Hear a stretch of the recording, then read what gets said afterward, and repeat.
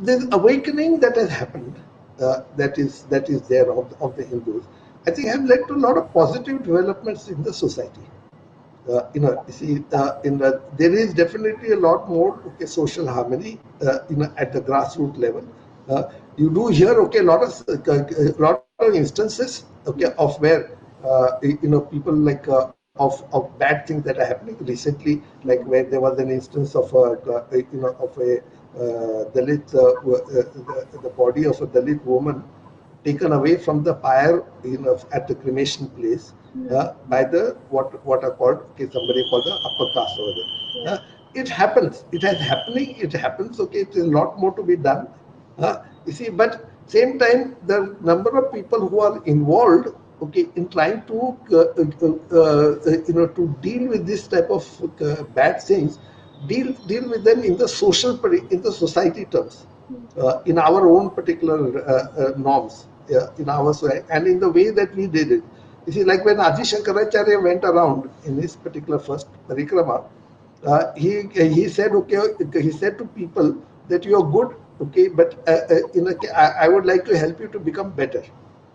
So he was taking within his way. He did not go and sort of abuse them, and he did not go and say point out all the negative things about them. It's not that he said recognizes the negatives, but also highlight on the positives, because that gives you a direction on the which to move forward. And this, I think, the Ram Janmabhoomi movement has done. Everything. At the same time, all the work that has been done by all these particular personalities, whether it's on the spiritual side, on the philosophical side, on the literary side, so many particular people who have come forward and whose books today, which were written earlier, it's not that they were written at the time, from the time of the Janmabhoomi, movement started. They started to get a lot more acceptance. Now you can, as I said, I'm placing some data to you for a cause and effect. As I said, I come with a bias, right? I have absolutely no particular qualms about mentioning my bias as an activist of the Vishwa Hindu Parishad, and maybe I'm looking, but let us talk about it. Right? As I said, I've made certain observations about what is happening. Do they have a merit in it? Don't they have a merit in it? And if they have a merit in it, how do we use that the whole particular movement and the awakening that has happened for the betterment of the society? Today we talk about Vishwa, about India should be a Vishwa Guru. Let us not just talk only about just names, the terms, what that India wants, but let us talk about what is the Vishwa Guru. What does that? When you talk about a guru, you have a disciple, right? Also, it's not just one way. So let's talk about it. Is that a better way to go about? Like saying, for the forward movement of the society. See, we recognize all this. The one wonderful thing, that Bhayaji Joshi, had said recently. He's the number 2 person in the RSS. In one of the RSS, in the Vishwa Hindu Parishad meeting, he said, India aspires to be a responsible and accountable power, and not a superpower. Is very well. It's such a nice way to put it over there. But an important, not a superpower. You see, so all the time everybody talks about superpower, but responsible and accountable power is really a concept of a Vishwa Guru, right? And responsible and accountable power, not just let's not say power, perhaps responsible and accountable nation, you see, is somebody that every nation can be. Right? Even the smallest nation, superpower, can be only like 2. You can stretch it to make it 3. But that will be a conflict.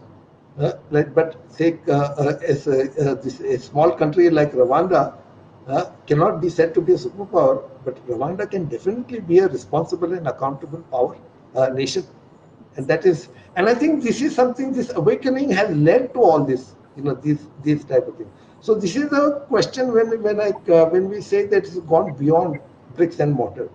And this is something that I think Naipaul brings out very nicely. Also, I think Kameshwar Chaupal has given some two interviews of his that have come, okay, in English language.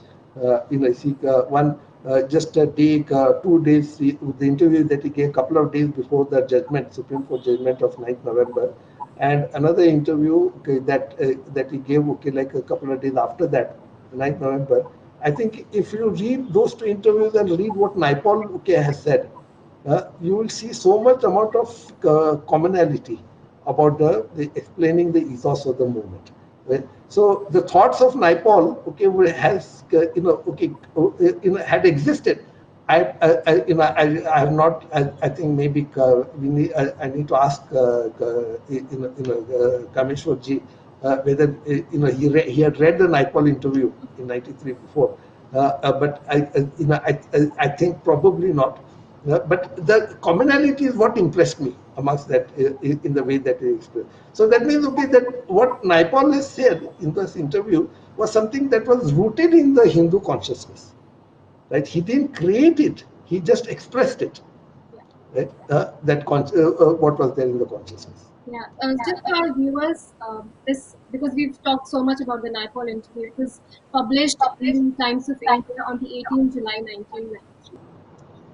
Here is a question that I asked myself, and I would love to know your opinion on it. In a hypothetical situation, suppose the barbaric history of invasions is not whitewashed. Suppose there is no more erasure of that history, and there is acknowledgement. At which point should or would the Hindus find closure? This is not a closure. When you look at it as beyond something beyond bricks and mortar, okay, it is not a closure. It's a continuity. You see that we have been, okay, like our civilization is the oldest surviving civilization, uh, and that important part is the surviving civilization. And to make the civilization survive, there have been struggles, okay, from people like all the time. Our ancestors, okay, struggled. Okay, even in the case of Ram Janmabhoomi, there were 77 recorded, okay, fights, and they were there all from different particular parts of the people who came there from different parts of the country. See, Ramayana, particular history exists all over. There was some 2 or 3 years ago, there was a major ASEAN program, okay, in New Delhi, and during that time, each of the ASEAN countries in the evening gave one cultural program related to Ram. So it was Myanmar did it, okay, Thailand. We normally, okay, most of the time, I think for most people think only of Thailand and Indonesia as having Ramayana stories. But I was surprised that even every particular country, Philippines also, which is today a Catholic country by religion, see, so even they have, okay, Ramayana traditions, and they had a performance. So this is not a closure. You see, so, and when I say that, okay, that Maryada Purushottam, you don't like Maryada Purushottam doesn't, we don't stop talking about what is the Maryada Purushottam only after we make a temple to temple in his honor, because it has got to be kept relevant, okay, to the society. So, like, okay, we'll wear jeans and t-shirts, okay, and still fight, okay, for to recover the site. So it's a continuity. History, okay, doesn't have this type of things, okay, necessarily have a closure. So, and we, being as Mohanji Bhagwat, the Sarsanga Chalak of the RSS, often says that being a Hindu, you're not anti anybody. You're just being pro-Hindu, because, okay, there's something, because we have got this pluralism, inclusiveness, okay, philosophy that is there, and all these particular things, okay, are important. They don't, we cannot just say, okay, Ram temple, the temple for Sri, the Janma Bhoomi is not just going to be just another place for worship of Sri Ram. It has got lot more significance, okay, than that, and that whole particular area also is going to be developed, Yes. okay, with that in mind. Yeah. See, so it's not just going to be just a temple that will come up. There will be so many other things, okay. So, and we want to encourage, okay, not just through Vishnu Parishad, but through all the other organizations also want to encourage, okay, studies of that. today, okay, like Sanskrit, okay, is why the other day I read saw an interview of Dr. K.K. Mohammed, who was one of the I would consider to be important, great archaeologists of the modern times for the Indian civilization. He had a role to play in the Ramayana, in the Shri Ram Janmabhoomi also. But there were other particular things that he did was just as important. And then he mentioned, okay, how a knowledge of Sanskrit, okay, helped him, okay, to understand or to decipher the archaeological findings, okay, that came, and then to relate them to a time, relate them to a place, relate the significance of that, to all those. To study of a Vedas, okay, like you need to have a knowledge of Sanskrit. Not everybody needs to have that, but the ones who wants to devote themselves, okay, to understand the Vedas properly, and then convey to the people. That person has to have has to have a knowledge of science, and this is what this movement is going to encourage to go forward. So the temple is finally being built. What happens Yeah. to movement hereafter? Yeah, like I said, it's a continuity. Yeah. It's a continuous movement. Okay, what is going to happen tomorrow? What other programs we take up tomorrow? Okay, I don't know. I mean, I don't know. This I don't. But people will decide. Okay, the Samaj will decide. Okay, what to do next.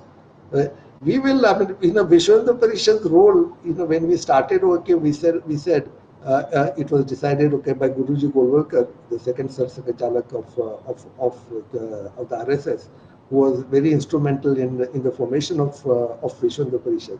Uh, so he visualized it, and Swami Chinmayanand also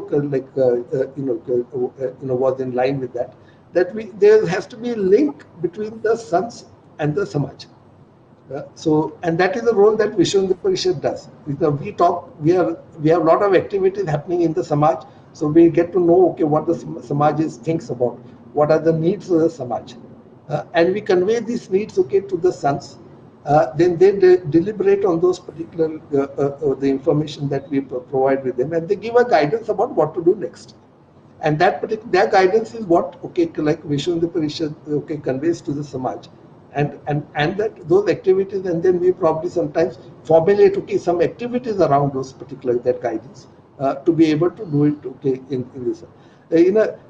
I would like to emphasize that Vishwanath Parishad is one of the particular organizations that is doing. We may be because, okay, we are not, okay, within representing a sampradaya. We go, okay, pan sampradayas. We probably have a little more bigger role to play. uh, but these are just like matter of degrees.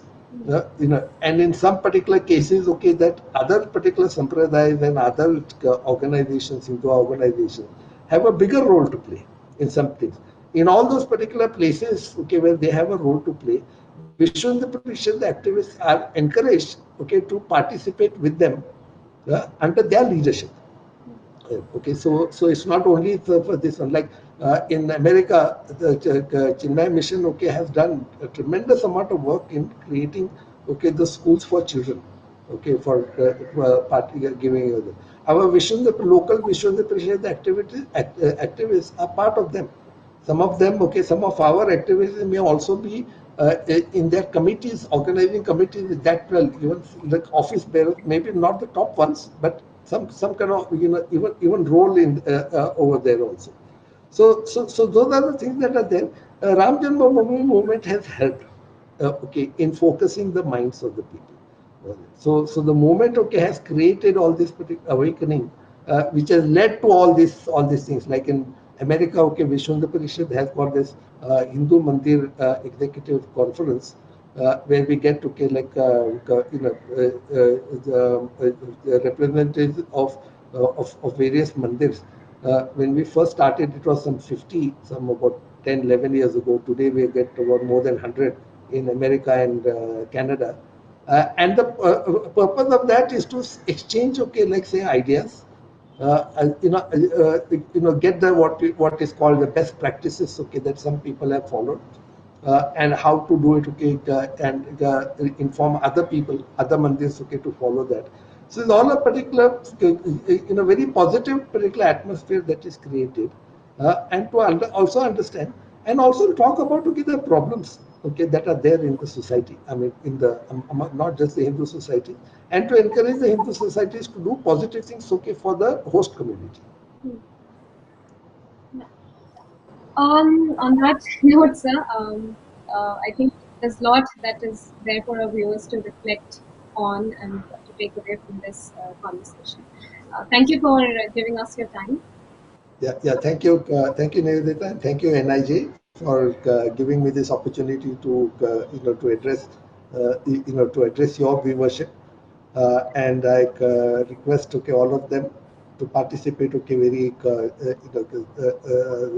with full force on August 5th, where and okay, I'm sure that many of them, okay, will be glued to the television in the morning,